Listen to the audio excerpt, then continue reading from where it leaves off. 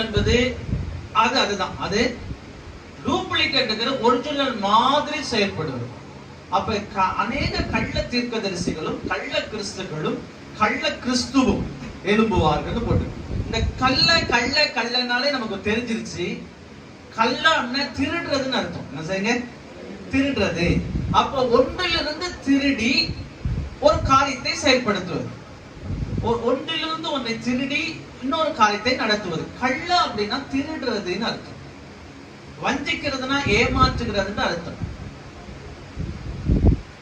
ஏமாற்றுகிறது அர்த்தம். ஏமாற்றுறதுன்னா பொய் சொல்றதுன்னு அர்த்தம். விலங்குனவங்க ஒரு அலையில சொல்லுங்க. நான் சொல்றது புரியுதா? ஏமாற்று. கள்ள அப்படின்னா என்ன அப்படின்னா திருடுறது. மாதிரியை போல ஒரு மாதிரி.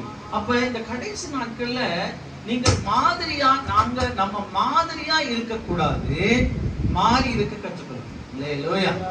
கள்ள தீர்க்கதரிசிகள் மாதிரி இருக்கக்கூடாது, கள்ள கிறிஸ்துகள் மாதிரி இருக்கக்கூடாது, கள்ள கிறிஸ்தவர்கள் மாதிரி இருக்கக்கூடாது.